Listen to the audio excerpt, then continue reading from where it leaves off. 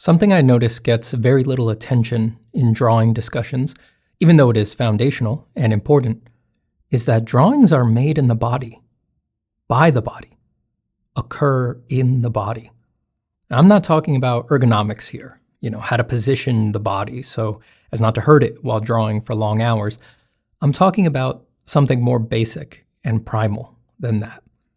If this seems so obvious as to be beneath mention, well, that's part of the problem. We spend too much of our time in our heads about the drawing practice. People worry about if they're thinking of things the right way, if they're learning skills in the right order, if they're doing the right things for their career.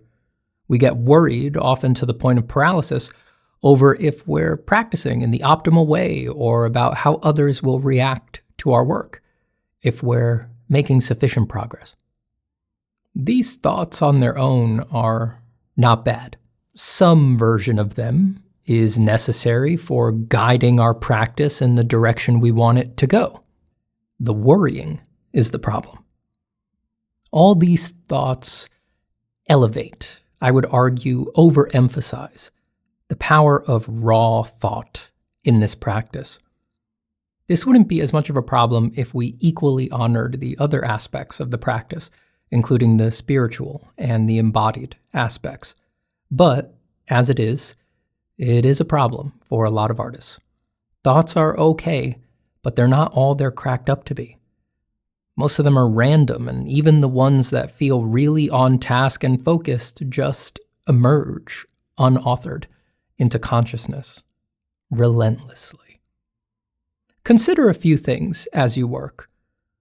Much of your drawing skill is inscribed in the body, carved into it, in a sense. All of your abilities have some sculptural analog in stuff I don't understand, like tendon density and dendrite length. This probably accounts for more of your drawing skill than conceptual models do, as the body will remember lessons long lost to memory. I would struggle to state every bit of knowledge that went into even a simple sketch, but the body exercises these ingrained bits of knowledge effortlessly, coordinating a skillful performance while I consciously worry about my taxes instead. All these things that the body deeply knows tend to be called muscle memory in the drawing community, and that might be the right medical term for it. But to reduce what is happening here to a simple term like that does it an injustice. It's very much the mind's preference to reduce everything embodied and immediate into terms and reasons so that everything in the cosmos has to play on its little brain level. Spoiled child, that it is. But these embodied truths are carved into you over all your days of practice.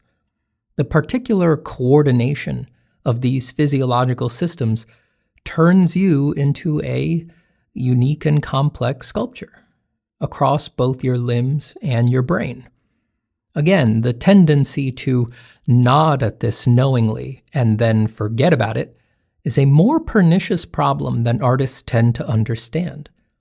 The inability to feel how miraculous this is, the culturally conditioned tendency to belittle it or roll your eyes at it, the constant surrender to the elevated importance of linguistic, self-narrative thought, that does a real harm. Because the elevation of the thought mind is comfortable, more aligned with the cultural atmosphere, you stymie the very system that actually does most of the work in every piece of art you make. Your experience of making art then becomes the experience of a middle manager outsourcing a very important job to freelancers he has never met and cannot communicate with effectively. The consequences of this are many. We start our work from a mind-first position. Our stance simply assumes the body will make quote-unquote mistakes as the work progresses, and the mind benevolent executive that it is, will have to provide feedback and issue corrections.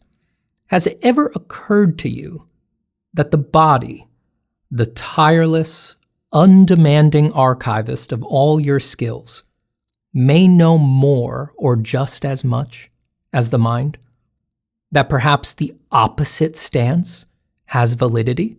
The possibility that it is the mind that will make mistakes of judgment, born from anxiety and overwhelm, that the body can correct or supersede.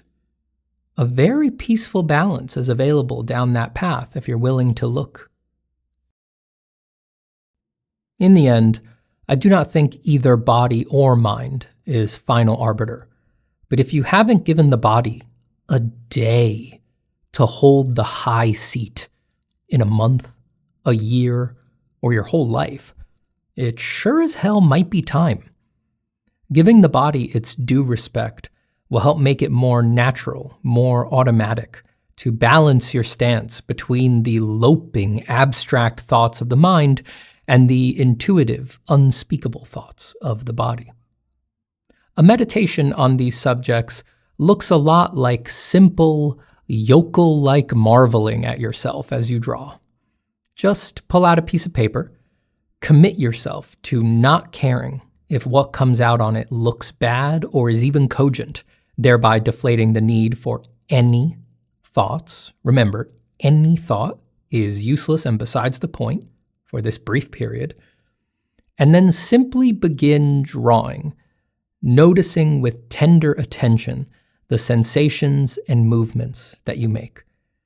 Note that you cannot explain how you do them, that you cannot quantify how one links into the other, and that if something nice comes out of it, you cannot account for how the body did this. The body is your kind record keeper.